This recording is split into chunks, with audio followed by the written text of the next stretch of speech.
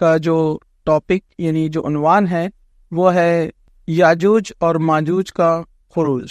انشاءاللہ تعالی اس عنوان کی شروعات سے پہلے میں مختصر سا IRC کا تعارف آپ کے سامنے رکھ دوں۔ IRC اسلامک ریسرچ سینٹر یہ ایک نان پولیٹیکل اور نان پروفیٹیبل آرگنائزیشن ہے۔ IRC کا جو قیام ہے سن 2001 میں عمل میں آیا۔ اس کے بانی اور صدر جناب ایڈوکیٹ فیض سید صاحب ہیں۔ الحمدللہ پچھلے 23 سالوں سے اسلامک ریسرچ سینٹر اپنی خدمات انجام دیتی آ رہی ہے۔ IRC 3 شعبوں میں خصوصی طور پر کام کرتی ہے، جس میں ایک ہے ایجوکیشن، دوسرا ہے میڈیکل اور تیسرا ہے امپلائمنٹ۔ اس کے علاوہ اسلامک ریسرچ سینٹر کے دعوتی اور اصلاحی پروگرامز منعقد کیے جاتے ہیں۔ جناب ایڈوکیٹ فیض سید صاحب اس کے بانی اور صدر ہیں۔ الحمدللہ پچھلے 23 سالوں سے آپ اپنی خدمات IRC کے لیے انجام دیتے آ رہے ہیں۔ آپ پیشے سے تاجر ہیں۔ آپ کی تعلیمی لیاقت BSc، MCA، BGL، LLB یہ آپ نے مکمل کیا ہے۔ الحمدللہ اس کے بعد آپ نے MA اسلامک اسٹڈیز کی ڈگری حاصل کی الحمدللہ، لیکن آپ اپنا سارا وقت IRC کی سرگرمیوں میں صرف کرتے ہیں الحمدللہ۔ میں زیادہ وقت نہ لیتے ہوئے جناب ایڈوکیٹ فیض سید صاحب کو دعوت دیتا ہوں کہ وہ یہاں پر آئے اور یاجوج اور ماجوج کا خروج اس عنوان پر روشنی ڈالے۔ جزاک اللہ۔ بسم اللہ الرحمن الرحیم، الحمدللہ رب العالمین، والصلاة والسلام علی رسولہ الکریم وعلی آلہ وصحبہ اجمعین۔ رب اشرح لی صدری ویسر لی امری واحلل عقدۃ من لسانی یفقہوا قولی، اما بعد۔ تمام تعریفیں اس اللہ عز و جل کے لائق و زیبا ہے جو تمام جہانوں کا بنانے والا اور اسے پالنے والا ہے، اور درود و سلام اس کے آخری نبی محمد صلی اللہ علیہ وسلم پر۔ میں آپ سب کو استقبال اسلامی طرز سے کرتا ہوں۔ السلام علیکم ورحمۃ اللہ وبرکاتہ۔ الحمدللہ ہم تمام یہاں اس 10 روزہ کانفرنس 2024 میں جمع ہوئے، اور آج کا جو ٹاپک آپ تمام کے سامنے اعلان کیا گیا تھا کہ جو باتیں میں آپ کے سامنے رکھنے کی جو کوشش کروں گا، جو ہمارا 7 جو ہے اس کا سیشن ہے، وہ ٹاپک ہوں گا جو علامت قیامت کی جو سیریز اور کڑی ہم دیکھتے چلے آ رہے تھے، اسی کی ایک کڑی جو ہے آج آپ کے سامنے میں رکھنے کی جو ہے انشاءاللہ اس کوشش کروں گا۔ اور ہم جو ہے علامت قیامت میں سے ایک بڑی علامت آج دیکھیں گے۔ اس سے پہلے ہم نے جو ہے امام مہدی کا ظہور یہ علامت دیکھی، اس کے بعد پہلی بڑی علامت ہم نے جو دیکھی دجال کا خروج۔ دجال کے خاتمے کے لیے اللہ رب العزت نے جو ہے پھر عیسیٰ علیہ الصلوۃ والسلام کا نزول کیا۔ عیسیٰ علیہ الصلوۃ والسلام دنیا میں کیسے آئے وہ کیفیت ہم نے دیکھی، مسلمانوں کی کیا حالت ہوں گے، جنگوں کی کیا حالت ہوں گے، بہت مختصر سا بیک گراؤنڈ بھی ہم نے دیکھا، اور عیسیٰ علیہ الصلوۃ والسلام کی وفات تک ہم نے پچھلے مرتبہ لے لیا۔ لیکن عیسیٰ علیہ الصلوۃ والسلام کی زندگی کا ایک بڑا مرحلہ، ایک بڑا سیکشن ابھی ہم نے چھوڑ دیا تھا، چونکہ وہ آج آنے والا تھا، اور وہ تھا یاجوج اور ماجوج کا خروج۔ کیونکہ عیسیٰ علیہ الصلوۃ والسلام کی زندگی میں ہی یہ واقعہ ہونے والا ہے، یاد رکھیے۔ اس لیے ہم نے لاسٹ ٹائم جو ہم نے لیکچر لیا تھا اس میں اس پارٹ کو ہم نے چھوڑ دیا تھا۔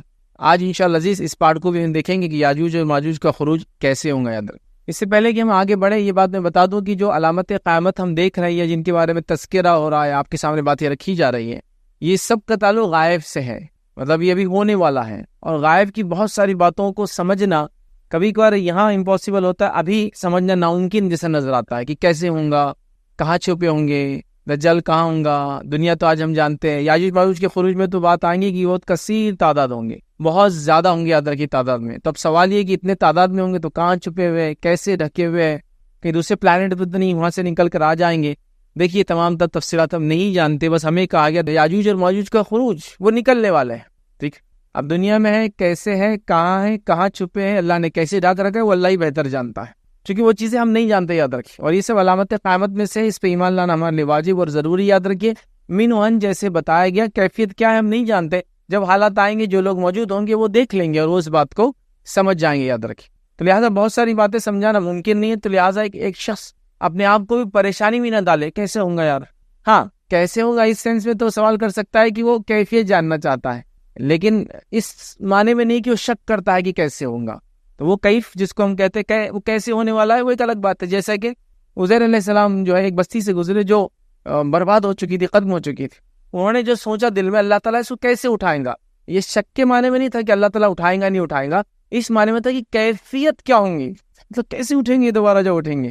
تو اللہ تعالیٰ نے کیا کیا، ان کو موت دے دی، ان کے گدھے کو موت دے دی، 100 ایئر 100 سال تک وہ مرے رہے، موت کی حالت میں رہے، اور 100 سال اللہ تعالیٰ نے ان کو پہلے اٹھایا اور پھر کہا اب عزیر اپنے گدھے کو دیکھو، اور انہوں نے اپنے گدھے کو دیکھا، پھر وہ جو گدھا تھا اس کی ہڈیاں جمع ہوئی، سمجھا، ہڈیوں کے اوپر جو گوشت چلنا شروع ہو گیا، پھر نسیں لگ گئی اور پورا گدھا پورا ریڈی ہو گیا اور اس نے آواز دینا شروع کر دی۔ آپ 100 سال سوتے رہے، یاد رکھیں، 100 ایئرز یاد رکھیں۔ اور عزیر علیہ السلام کا یہودیت میں اس لیے بڑا مقام ہے کہ جب ان کی وفات کی جو بات ہو گئی کہ وہ ایک چلے گئے تھے گھر سے، بس گم گئے، پتہ نہیں چلا کیا ہوا، انتقال ہو گیا نا، ایک طرح سے اللہ نے موت دی، 100 ایئر بعد پھر اٹھایا۔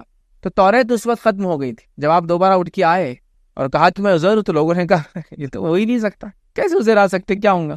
تو کہا عزیر کو توریت یاد تھی، توریت اس ٹائم میں جو ہے اس کے کچھ حصے ختم ہو گئے تھے، تو عزیر علیہ السلام نے جب پڑھ کر سنائی، اس لیے ان کا یہودیت میں بڑا مقام ہے، یاد رکھیں۔ حتیٰ کہ کچھ لوگوں نے تو ان کو اللہ کا بیٹا کہہ دیا اسی وجہ سے، یاد رکھیں۔ قرآن میں ہے نا کہ یہودیوں نے جو عزیر کو اللہ کا بیٹا کہا اور عیسائیوں نے جو عیسیٰ علیہ السلام کا، تو اس وجہ سے یاد رکھیں۔ اور عزیر علیہ السلام کے تعلق سے یہ بات مشہور ہے، یاد رکھیے، کوئی اس کے لیے کوئی حدیث کی دلیل تو میرے پاس نہیں ہے، لیکن مشہور ہے کہ عزیر علیہ السلام اور ان کے ایک بھائی تھے، دونوں جڑوا تھے۔ ایک بار جو ایک بادشاہ نے، رومی بادشاہ نے جو ہے عمر ابن خطاب رضی اللہ عنہ کو خط لکھا کہ وہ کون دو ایسے بھائی ہیں جو پیدا تو ساتھ ہوئے، مرے بھی ساتھ، لیکن عمر میں 100 سال کا فرق تھا۔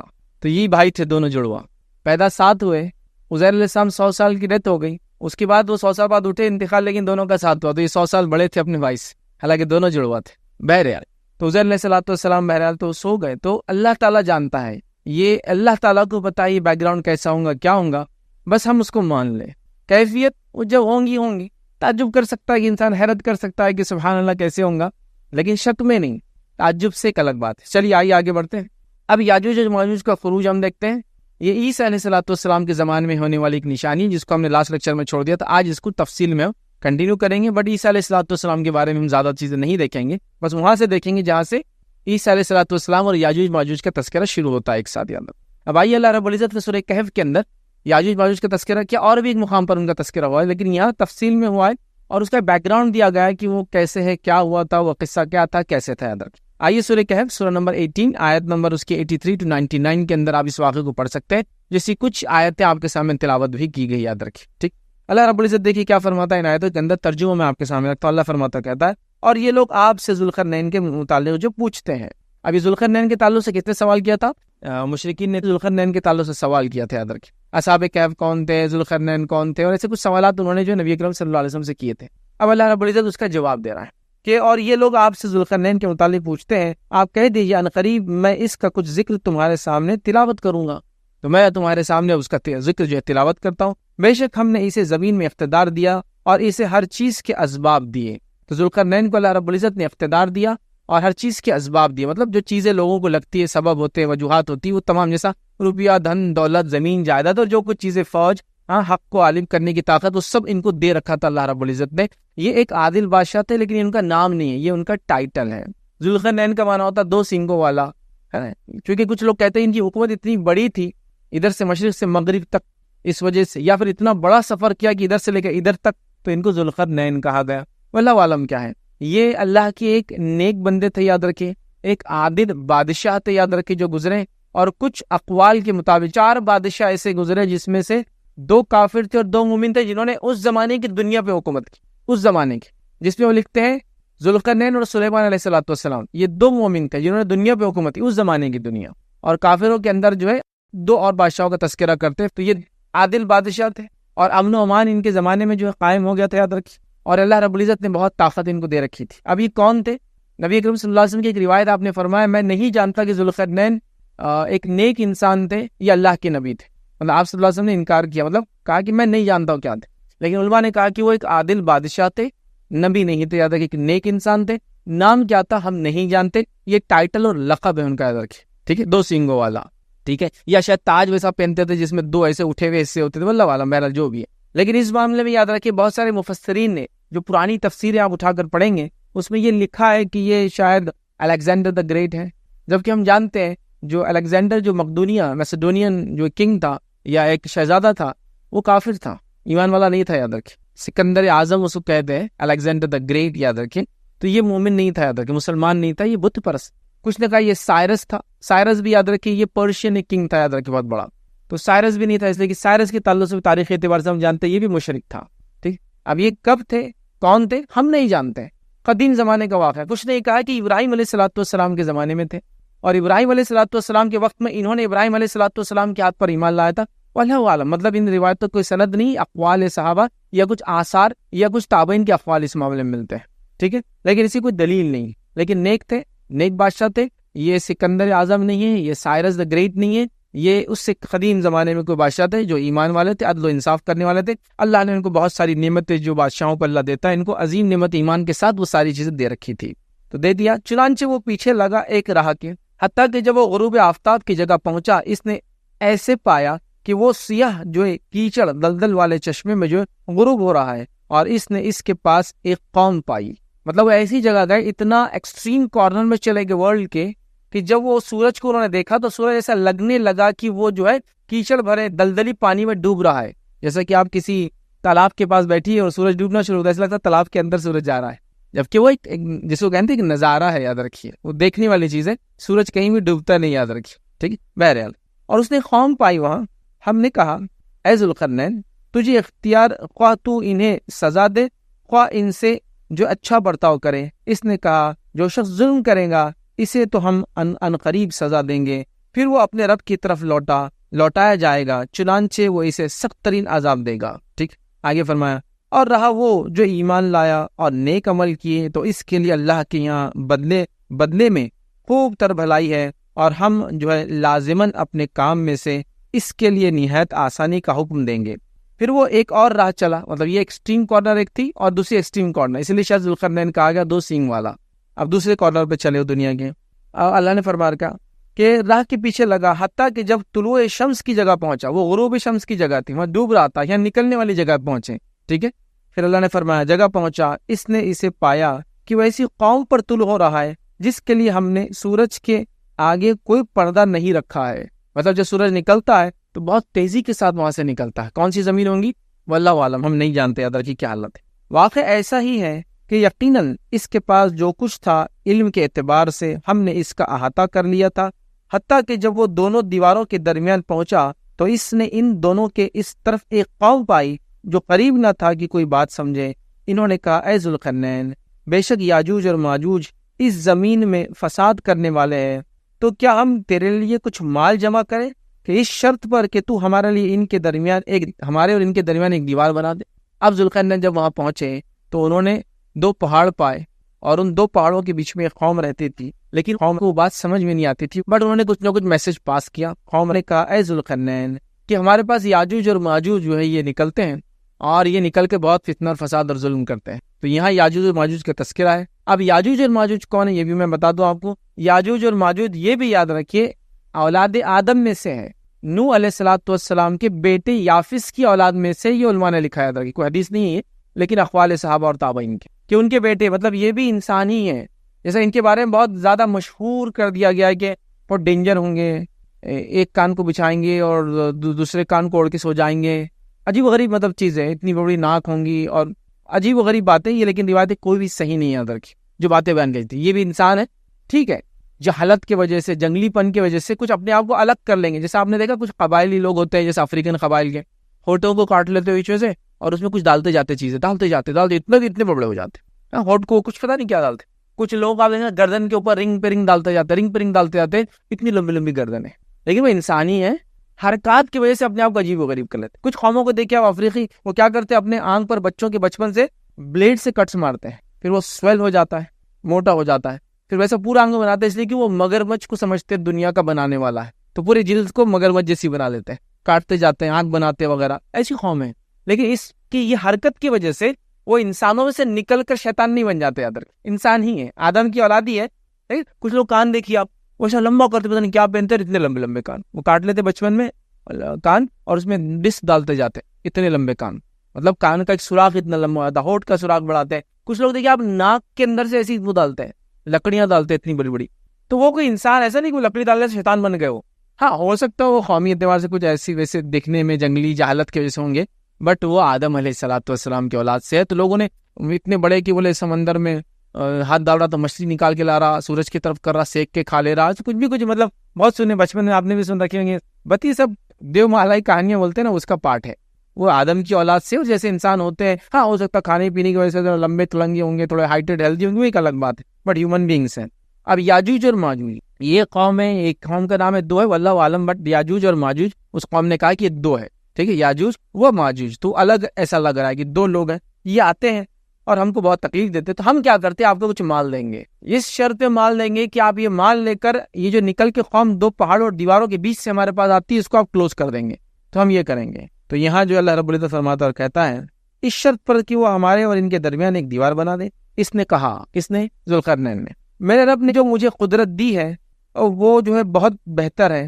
مطلب انہوں نے کہا کہ مجھے روپیہ پیسہ نہیں چاہیے، جو اللہ تعالیٰ نے مجھے بادشاہ بنایا ہے، جو مجھے قدرت دی ہے، سب مال دولت ہے، وہ مجھے ضرورت دی تمہارے مال کی، بہت بہتر ہے. چنانچہ تم میرے افرادی قوت سے مدد کرو، مجھے تمہارا پیسہ نہیں چاہیے، مجھے مال نہیں ہونا، مجھے تمہاری افرادی قوت، پاور چاہیے، جو طاقت انسانی ہوتی ہے وہ مجھے چاہیے. پھر انہوں نے کہا ان سے افرادی قوت سے مدد کرو، میں تمہارے اور ان کے درمیان مضبوط جو ہے باندھ دوں گا، ایک دیوار مضبوطی سے باندھ دوں گا، ایسا جو ریٹین کریں گی ان کو. باندھ جیسا ہوتا ہے نا، ڈیم جیسا ہوتا ہے، ادھر کی چیز کو ادھر، ادھر کی چیز کو ادھر رکھتا ہے، وہ کر دوں گا.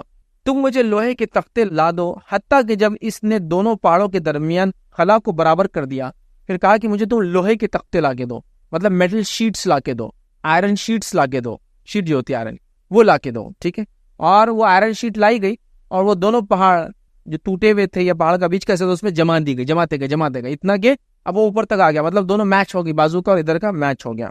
تختے لا دو، حتیٰ کہ جب اس نے دونوں پہاڑوں کے درمیان خلا کو برابر کر دیا تو کہا اب اس میں جو ہے دھوں کو حتیٰ کہ جب اس نے اسے آگ جیسا بنا دیا، پھر کہا کہ اب اس کو گرم کرو، تپاؤ، آگ لگائی گی اس کے طرف. جب آگ لگائی تو وہ لوہا لال ہو کے ایک دم تیز ہو گیا، ادھر کے جیسا ایک چمکتی ہوئی چیز پگھل جاتا ہے جیسا بنا دیا. تو کہا میرے پاس جو پگھلا ہوا تانبا لاؤ. جو وہ لوہا ریڈ ہو گیا تو کہا پگھلا ہوا تانبا لاؤ کہ اس پر ڈال دوں، اور پھر انہوں نے پگھلا ہوا تانبا اس میٹل شیٹس پر ڈال دیا، تو میٹل شیٹ بھی ایک دوسرے سے پیسٹ ہو گئی، اور وہ تانبے نے اس کے اوپر ایک کور چڑھا دیا ادھر کے. ٹھیک ہے، ڈال دو. پھر وہ یاجوج اور ماجوج استطاعت نہ رکھتے تھے کہ اس پر چڑھ کر جائیں، اور نہ استطاعت رکھتے تھے کہ اس میں نقب لگائے، نہ استطاعت رکھتے تھے کہ اس پر چڑھے، نہ استطاعت رکھتے کہ اس میں سوراخ کرے، یاد رکھے، نقب لگائے، یہ دونوں کی ان کو استطاعت نہیں. تو اس سے ہی پتا چلا یاجوج اور ماجوج ایک قوم ہے، اور وہ پہاڑ نہیں چڑھ سکتے، لیکن اگر پہاڑ چڑھ سکتے تو پھر نکل کے آ جاتے تھے. اور پہلے دو پہاڑ تھے، اس کے بیچ میں جگہ میں سے آتے تھے، دیکھیے پہلے بھی وہ پہاڑوں پہ سے نہیں آتے تھے، بیچ میں سے آتے تھے، اس لیے انہوں نے بند کر دیا. اور یاجوج ماجوج پہاڑ نہیں چڑھ سکتے، آگے حدیث کے اندر بھی آئیں گا کہ ان میں استطاعت نہیں ہوگی پہاڑ یا قلعہ چڑھنے کی. اب وہ کیوں کلائم نہیں کر سکتے، واللہ عالم. آپ بولیں گے اب اتنا سوفسٹیکیشن زمانہ، یہاں تو آدمی جو ہے سیڑھی بنا لے رہا، چڑھ جا رہا، رسی ڈال دے رہا، چڑھ جا رہا. واللہ عالم ان میں کیا وہ کمزوری ہوں گی جس کی وجہ سے وہ پہاڑ نہیں چڑھ پائیں گے؟ کیا ان کو اونچائی کا ڈر ہوگا؟ واللہ عالم.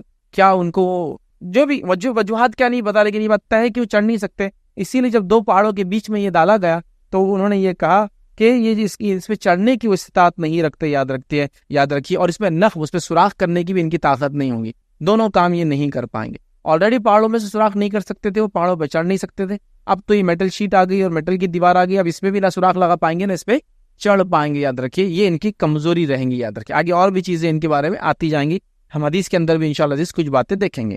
تو ہو گیا، یہاں ہوگا ذوالقرنین جن کے زمانے میں ان کو بند کیا گیا.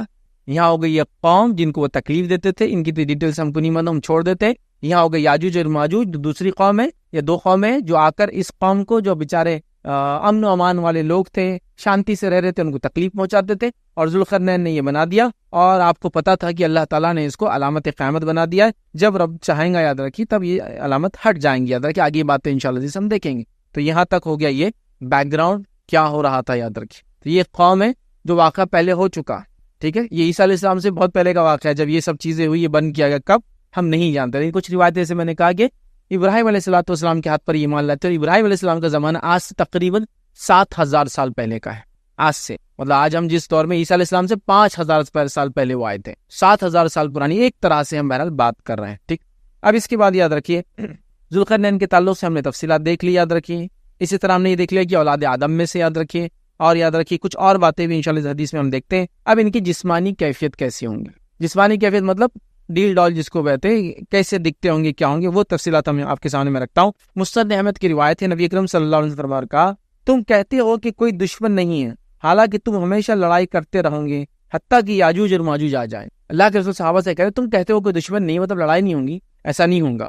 مسلمانوں سے لوگ دشمنی ہمیشہ رکھیں گے اور جنگ ہمیشہ ہوتی رہیں گی جب تک کہ یاجوج اور ماجوج نہ آ جائے، چونکہ یاجوج اور ماجوج کے آنے کے بعد جنگ نہیں ہونے والی اور ختم ہوگا پھر وہاں سے اس کے جنگ کا سلسلہ، حق باطل کی کوئی جنگ نہیں ہوگی، سب سے برے لوگ بچیں گے اور ان پہ قیامت آ جائیں گے۔ تم کہہ رہے ہو ایسا نہیں ہوگا، لیکن آپ سے فرمایا جنگ ہوتی رہیں گی، یاد رکھیے جب تک کہ یاجوج اور ماجوج نہ آ جائے، مطلب یہ آخری وقت میں آنے والے ہیں، جو ہے چوڑے چہروں والے، چہرے کے ہوگا چوڑے چہرے جیسے ڈھال ہوتی ہے اس ٹائپ سے، ٹھیک، چوڑے چہرے والے، چھوٹی چھوٹی آنکھوں والے، ان کی آنکھیں چھوٹی ہوں گی، یاد رکھیں چہرے چوڑے ہوں گے، اور چھوٹی چھوٹی آنکھوں والے، اور سرخ سیاہ، جو سرخ مائل سیاہ بالوں والے، مطلب جس کو کہیں گے سرخی مائل سیاہ بالوں والے، سرخی مائل مطلب بلیک ہیئر جس میں لیکن ریڈش ٹنٹ آتا ہے، مطلب پورے بلیک نہیں، جس میں لال جیسا بھی آتا ہے، یاد رکھیے اس ٹائپ سے ان کا ہیئر کا جو کلر ہوگا، بالوں کا کلر ہوگا، یاد رکھیے بالوں ہوں گے، اور ہر ایک بلندی سے جو ہے دوڑتے ہوئے آئیں گے، یاد رکھیے۔ اب آپ کہیں گے ہر ایک بلندی سے دوڑتے ہوئے آئیں گے کہا جا رہا ہے، ان کے چہرے گویا منڈی ہوئی ڈھال جیسے، ڈھال کیسی ہوتی ہے بیچ میں سے اوپر سے ابھری ہوئی،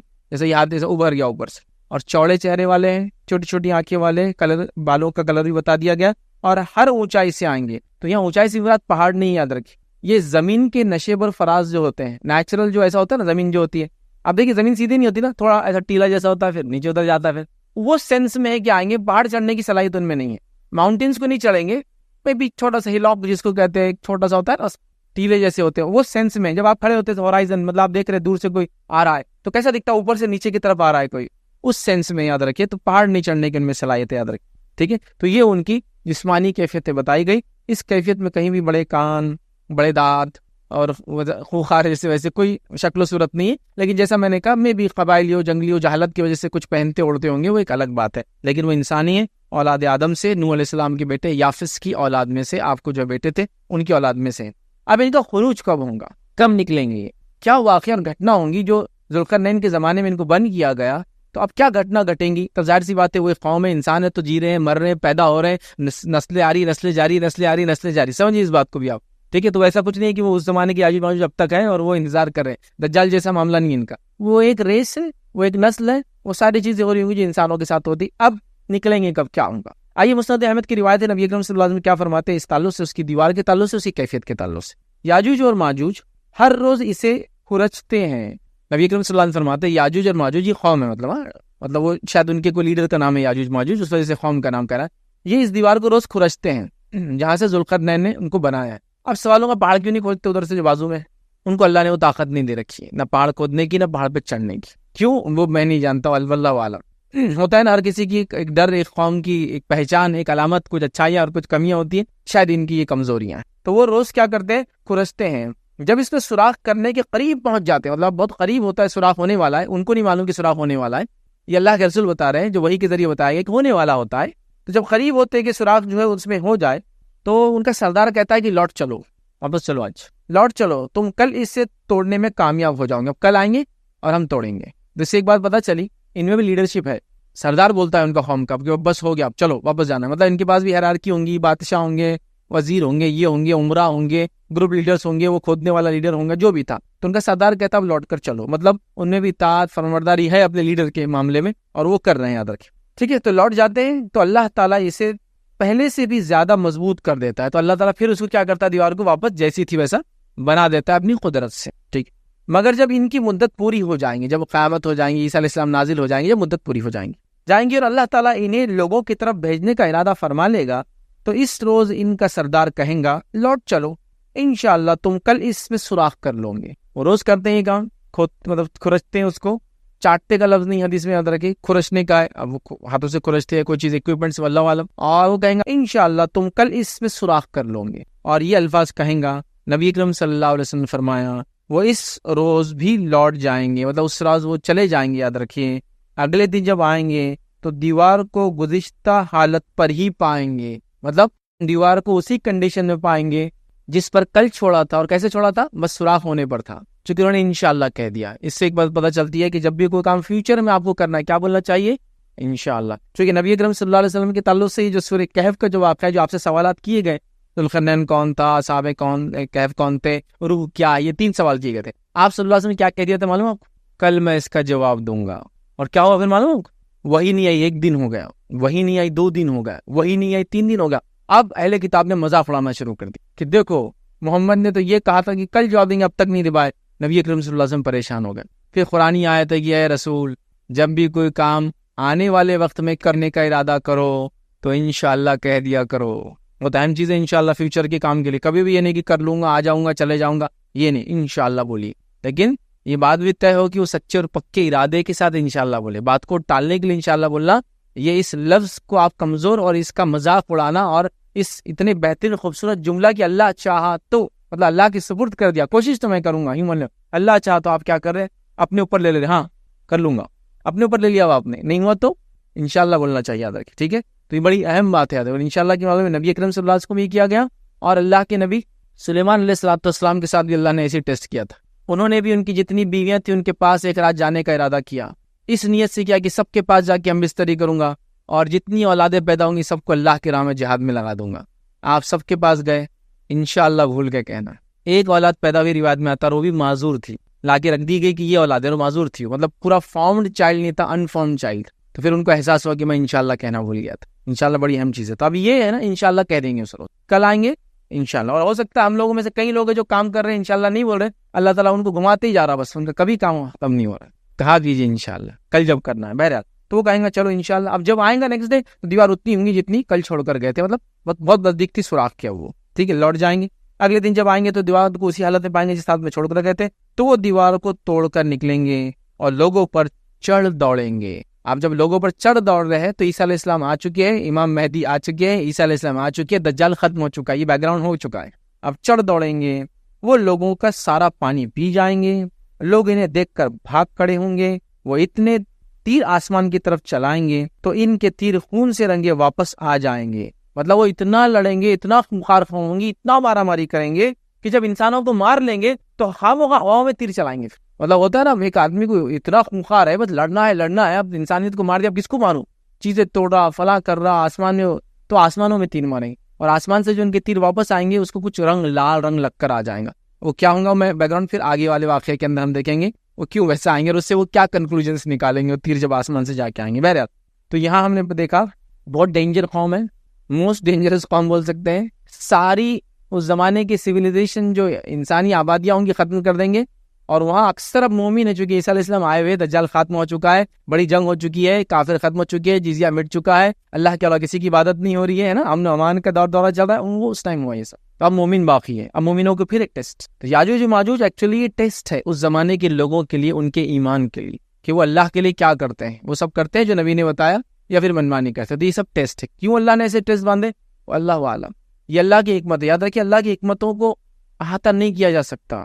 مطلب انسان بہت کمزور مخلوق ہے، یاد رکھیے، ہم احاطہ نہیں کر سکتے. ٹھیک ہے، لہٰذا اللہ خوب جانتا ہے اس نے یہ کیوں کیا.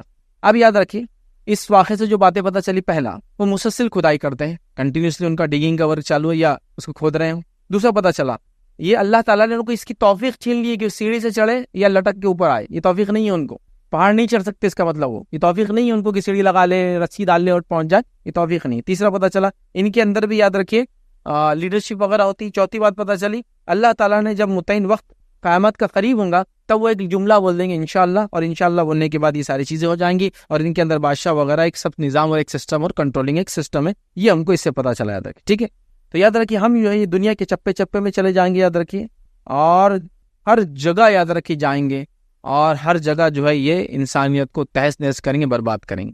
اب کچھ لوگوں نے، یا آپ ٹی وی مطلب یوٹیوب وغیرہ پہ دیکھتے ہوں گے، میڈیا میں دیکھتے ہیں، کچھ لوگوں نے کہا کہ یہ ہو چکا ہے، لیکن ہوا نہیں ہے. یاد رکھیے کبھی بھی کیا کہا انہوں نے، جو تاتار آئے تھے نا، ترک منگول قومیں جو مسلمانوں پہ آئی تھی، انہوں نے کہا یہ ویسی تو ہوتے ہیں نا، دیکھنے دکھانے میں تو ایسی ہولیا، چپٹے چہرے ہیں، چھوٹی چھوٹی آنکھیں ہیں، فلاں ہیں، حدیث کے اندر اور بھی کچھ الفاظ ہیں، وہ سب پیشن گوئی ہوتی، لہٰذا یہ وہی تھے جو دیوار توڑ کے آئے تھے. تو یہ وہ نہیں، یاد رکھیے. نہ یہ چین کی دیوار ہے، نہ یہ منگول لوگ ہیں. چین کی دیوار بنائی گئی تھی تو بولتے منگول، وہ یہ واقعہ وہ نہیں، اس لیے کہ چین کی دیوار زمین کے اوپر بنائی گئی ہے، اور یہ واقعے میں آ رہا ہے کہ وہ بیچ کے حصے میں ڈیولپ کیا گیا. مطلب کوئی چیز کے اندر ہے کہیں تو بھی وہاں سے نکلنے والے، اس کو بیچ میں راستہ تھا، نکلتے تھے، اس کو بند کر دیا گیا. تو یہ بنائی ہوئی دیوار نہیں ہے، دو پہاڑوں کو میچ کی ہوئی کوئی چیز ہے. جبکہ چین کی دیوار ایک بڑی اوپر بنائی ہوئی دیوار ہے، اور کئی سینچوریز میں بنی ہوئی، ایک دو دن میں نہیں بنی، ایسا کہ اچانک بن کے 2 4 5 سینچوریز، مطلب کام چلتا رہا اس کا الگ الگ بادشاہوں کے زمانے میں. تو یہ وہ نہیں ہے، نہ یہ قوم وہ ہے، یاد رکھیے. تو اس کو بولنے کی ضرورت نہیں. بہت سے لوگ، ہم جب ایک دم ینگ تھے، لاسٹ ٹائم جو پروگرام ہوا تھا 2011 میں اسی ٹاپک پر، تو تب ایک ویڈیو آئی تھی علامت قیامت کے بارے میں، کچھ ساؤتھ انڈین کیرلا کے 2 لوگوں نے بنائے تھے. اس میں انہوں نے بتا دی تھی آرمینیا اور جارجیا کے بیچ میں چلے گئے تھے وہ، بولے یہ پہاڑ ہے, بیچ کی دیوار ٹوٹ گئی. بولے تو اب لوگ وہی, ارے یار بولے دیوار ٹوٹ گئی, اپنے کو تو معلوم ہی نہیں تھا.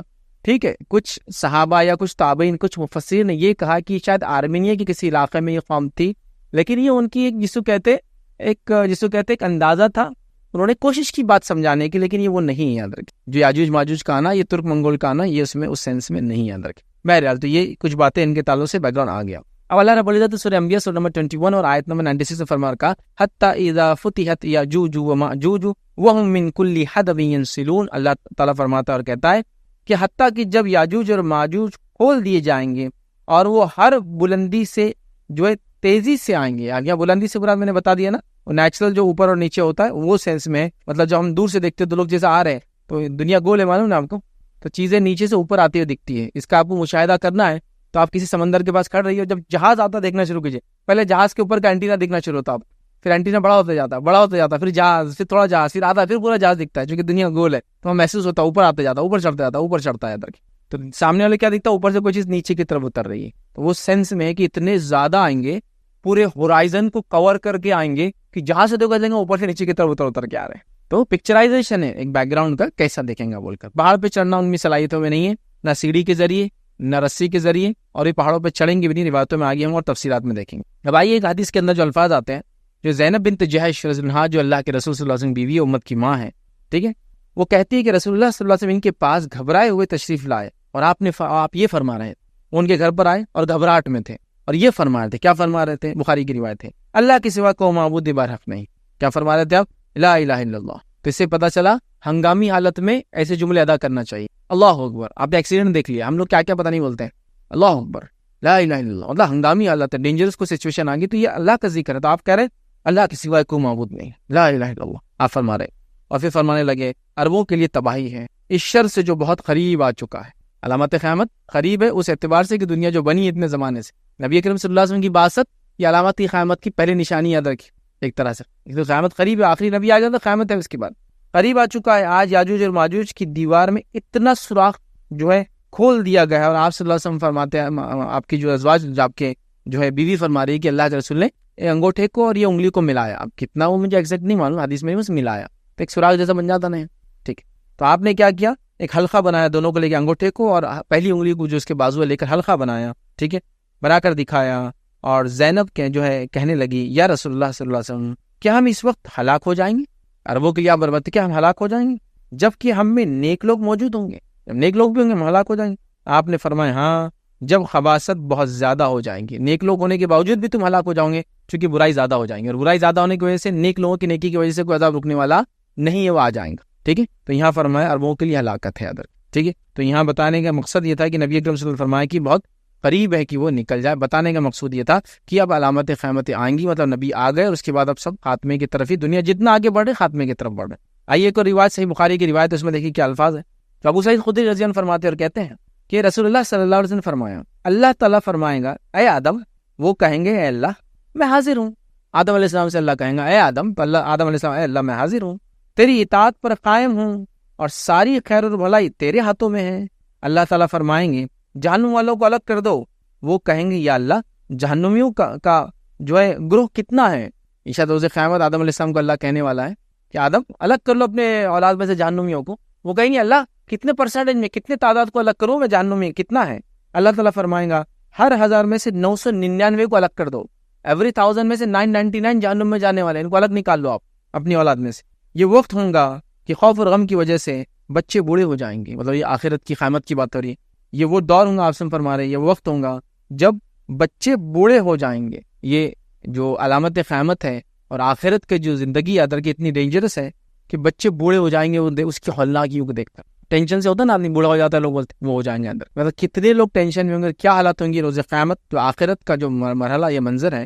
اللہ کے رسول نے فرمایا روز قیامت میدان مقام محشر میں, حشر میں ایک انسان جو ہے وہ بغیر ختنہ کے, ایک مرد بغیر ختنہ کے ہوں گا اور سب ننگے ہوں گے. میں عائشہ نے کہا اللہ کے رسول مرد عورتیں سب؟ تو کہا سب ننگے ہوں گے. لیکن عائشہ اتنے فکر میں اور غم میں اور پریشانی میں ہوں گے, کسی کو کچھ نظر ہی نہیں آئے گا کون کیسا, کسی کو کوئی پرواہ نہیں, چونکہ سب اپنے عمل کی وجہ سے پریشان ہے. کوئی ٹخنے تک پسینے میں, کوئی گھٹنوں تک پسینے میں, کوئی گردن تک پسینے میں, کوئی اپنی ناکوں تک پسینے میں, اتنا ٹینشن میں. کسی کو پرواہ نہیں, کون کپڑوں میں, کون ننگر, وہاں کپڑے نہیں ہوں گے. اور انسان اسی حالت میں ہوگا کہ بغیر ختنہ کے جیسا ماں کے پیٹ سے پیدا ہوتا ہے مرد، سب ننگے ہوں گے. مطلب وہ ڈینجر وقت ہے. تو یہاں جو اللہ کے سے فرما رہے ہیں بچے بوڑھے ہو جائیں گے اس منظر کو دیکھ کے، اتنا ڈینجر خوفناک ہوگا. اور حمل والیوں کے حمل گر جائیں گے، پیگنٹ عورتوں کے حمل نکل جائیں گے، ٹینشن سے ہوتا ہے نا، ابارٹ ہو جائیں گے. اور تم دیکھو گے کہ لوگ مدہوش ہیں. مطلب جب کوئی بڑا حادثہ آپ نے کبھی دیکھا کسی کے ساتھ ہو جائے اور آدمی اس کو برداشت نہیں کر پاتا تو آدمی بیٹھا ہوتا، لیکن آپ دیکھیں ایسا بیٹھے بیٹھے جھوم رہے کوئی لوگ، کوئی پریشان ہے، آپ کو ان کو ہلانا پڑتا جا کر، ارے ایسا نہیں، تھپڑ مارتے کبھی نا، مدہوش ہو جاتا آدمی ٹینشن کی وجہ سے، تو کچھ نہیں سمجھتا. مدہوش ہوں گے، حالانکہ وہ مدہوش نہیں، مطلب شراب وراب کوئی نشے کی وجہ سے نہیں ہوں گے، بلکہ اللہ کا عذاب بہت سخت ہوگا، اس کے ڈر کی وجہ سے وہ کیفیت ہو جائیں گی. پھر آپ نے فرمایا بہت سخت ہوگا. صحابہ کرام نے عرض کیا اللہ کے رسول وہ ہم میں سے ایک کون ہوگا؟ 999 کا تو آپ نے بتا دیا جہنم میں، تو وہ 1 جو بچنے والے ہیں وہ کون لوگ ہیں، ہم کو بتائیے. آپ صلی اللہ علیہ وسلم نے فرمایا خوش ہو جاؤ. کیا فرمایا؟ خوش ہو جاؤ، تم میں سے ایک شخص ہوگا اور باقی 1,000 یاجوج اور ماجوج میں سے ہوں گے. مطلب 999 تم میں سے نہیں ہوں گے، ہاں آدم کی اولاد میں سے، لیکن قومی اعتبار سے 999 جہنم میں جو جائیں گے وہ یاجوج و ماجوج سے ہوں گے، وہ تم میں سے نہیں ہوں گے 999. آپ نے فرمایا. پھر آپ صلی اللہ علیہ وسلم نے فرمایا اس ذات کی قسم جس کے ہاتھ میں میری جان ہے، میں اللہ سے امید کرتا ہوں کہ تم اہل جنت کا کل تعداد کا 1/4 حصہ ہوں گے. اہل جنت میں تم لوگ جاؤں گے امت محمدیہ تو 1/4 امت تم سے بھری ہوں گی. تو ہم نے خوش ہو کر بلند آواز سے اللہ اکبر کہا. پھر نبی اکرم صلی اللہ علیہ وسلم نے فرمایا میں اللہ تعالیٰ سے امید کرتا ہوں کہ تم اہل جنت کا 1/3 ہوں گے، 1/4 نہیں 1/3 ہوں گے. ٹھیک ہے، مطلب ایک چیز گول چیز کو یا ایک چیز کو 3 حصوں میں بانٹو آپ، اتنے مطلب بڑھ جائیں گے، 1/4 کے بدلے 1/3 ہوں گے. ہم نے خوش ہو کر بلند آواز میں اللہ اکبر کہا. ٹھیک ہے، تو آپ نے فرمایا امید کرتا ہوں کہ اہل جنت کا نصف ہوں گے تم لوگ. تو امت محمدی آئی تو بعد میں ہے، لیکن جنت کے اندر کتنے ہوں گے؟ ہاف پورشن جو ہے انہیں سے فل ہوں گے ادھر، پھر باقی نبیوں کی امتوں میں ہاف جنت آکیپائی ہوں گی ادھر. ٹھیک ہے، نصف ہوں گے. ہم نے پھر خوشی سے بلند آواز میں اللہ اکبر کہا. تو آپ صلی اللہ علیہ وسلم نے فرمایا تم لوگوں میں اس طرح ہو جیسے ایک سفید بیل کے جسم پر سیاہ بال ہوتے ہیں یا پھر سیاہ بیل کے جسم پر سفید بال ہوتے ہیں. مطلب تمہاری کوانٹٹی اتنی کم ہے جیسا کہ ایک وائٹ کلر کی اگر کوئی بیل ہے تو اسے تھوڑا بہت کوئی پیچ ہوتا ہے نا، دھبا ہوتا ہے کالے رنگ کا، اتنے کم ہوں. یا پھر کالے رنگ کے بیل پہ جو ہے سفید رنگ کا پیچ آتا ہے، اتنے کم ہوں، لیکن ہاف تم آکیپائی کرو گے جنت میں. مطلب تعداد کے اعتبار سے دیگر امتوں کے مقابلے میں سب کو ملا لیا جائے تو ہماری کوانٹٹی کم ہوتی ہے، لیکن جنت کے آکیپینسی کے اعتبار سے ہاف یہ امت